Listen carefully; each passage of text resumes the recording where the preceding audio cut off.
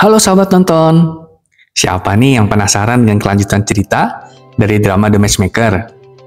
Yuk, kita mulai aja alur cerita kelanjutan episode 3 dan 4 ya. Adegan pertama dari episode kali ini dimulai dari perkenalan tokoh-tokoh penting yang ada. Dimulai dari Jo Yong-bae, ayah mertua dari Sondok, yang merupakan penasihat negara dan musuh raja. Dan juga Park So-yoon, ibu mertua dari Sondok yang percaya kepada kemampuan wanita untuk memimpin suatu negara. Melanjutkan dari episode sebelumnya, Sondok atau Yojo akhirnya menyetujui untuk bekerja bersama Jungwoo untuk menikahkan ketiga putri dari Maeng. Jungwoo dan Sondok memiliki syarat masing-masing yang harus dipenuhi kalau mau bekerja sama.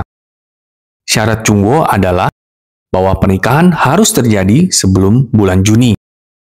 Syarat Sondok adalah bahwa prosedur perjodohan ini harus sesuai dengan cara dan rencana Sondok. Sondok meminta Yojo yang asli untuk mendatangi ibu mertuanya agar dapat menjodohkan adik iparnya dengan anak kepala sekolah Sung Kyung-wan Bermagali yang sebenarnya mereka adalah lawan politik dari ibu mertuanya. Ibu mertua Sondok ingin melengsarkan ratu yang sekarang menjabat agar digantikan dengan Selir Park yang berada di pihaknya. Di saat sedang mengobrol dengan Selir Park, dia melihat Jungwoo keluar setelah datang menemui raja dan menjadi curiga karena perilakunya Jungwoo. Di samping itu, Jungwoo masih mencari penyebab kenapa Tuan Putri yang dinikahi dahulu meninggal mendadak. Jungwoo mencurigai kalau Tuan Putri diracun dengan ulat emas sutra yang beracun karena memiliki gejala yang sama dengan yang dialami oleh Tuan Putri 8 tahun yang lalu. Jungwoo mendiskusikan hal ini dengan tabib istana, tapi tabib istana berkata bahwa Tuan Putri tidak diracun. Menteri Pertahanan yang memihak Jo Yong-bae ternyata membeli satu ulat emas sutra beracun dan memberikannya kepada Jo Yong-bae. Menteri Pertahanan pun curiga kalau Jo Yong-bae akan melakukan tindakan jahat kepada putra mahkota seperti yang pernah terjadi kepada putri raja. Jung Sun-go adalah kakak Sondok. Dia ingin menangkap penulis buku erotis itu. Dia berpura-pura menjadi penggemar buku itu untuk menemui Hwarok, si penulis buku. Hwarok yang senang mendengar bukunya dipuji, segera muncul di hadapan Sun-go. Setelah memastikan bahwa Hwarok benar-benar menulis buku itu sendiri, Sun-go langsung menangkap Hwarok di tempat. Hwarok mencoba untuk melarikan diri, dan akhirnya mereka tidak sengaja berciuman. Sun-go terus mengejar Hwarok. Jungwoo dan Sondok akhirnya bertemu dengan Maeng Sanchun untuk rencana perjodohan ini. Tetapi Maeng menolak perjodohan itu.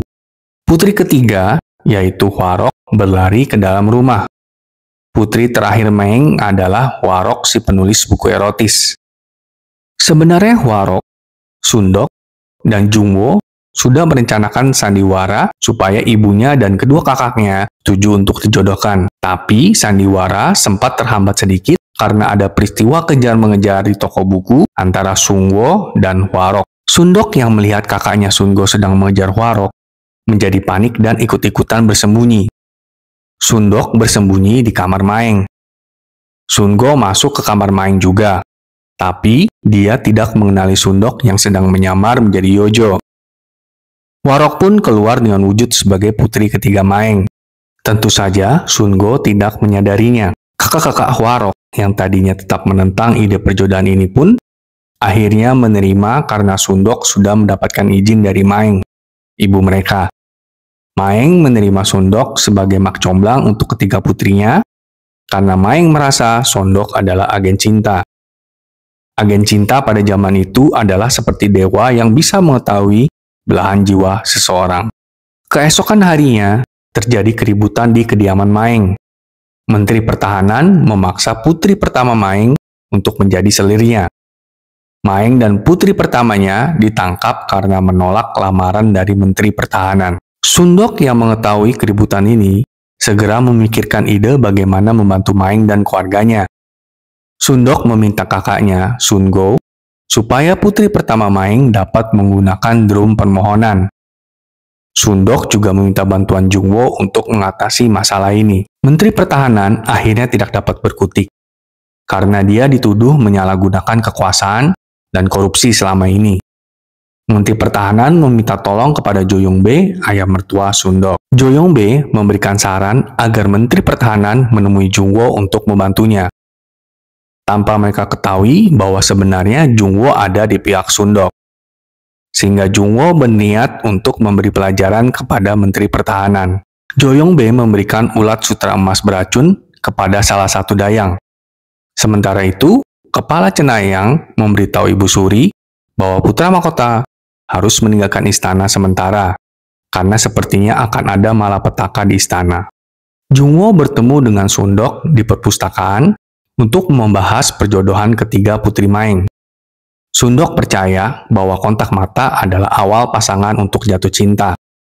Sundok ingin mengajari ketiga Putri Maeng melakukan kontak mata di hari festival mendatang, supaya mereka dapat bertemu dengan belahan jiwa mereka masing-masing. Di dalam istana terjadi kegemparan, karena seorang dayang dari putra mahkota meninggal dengan gejala yang mirip dengan putri mahkota. Karena hal ini dan sebelumnya telah diperingatkan oleh kepala cenayang, maka Ibu Suri semakin takut dan berniat untuk menjauhkan putra mahkota sementara waktu dari istana. Hari festival ulang tahun Buddha pun dimulai. Sundok dan Jung-woo juga datang, karena mereka akan melihat reaksi kontak mata dari ketiga Putri Maeng. Perkumpulan jahat Jo Yong-bae sedang membahas mengenai kejadian dayang yang meninggal di istana. Ternyata itu adalah rencana Jo Yong-bae untuk menjauhkan putra mahkota dari istana.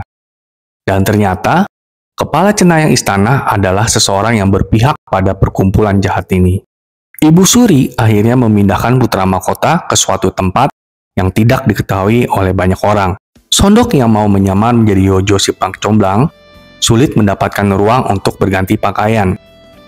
Mencari tempat yang aman, Sundok tanpa penyamaran malahan bertabrakan dengan Jung-woo.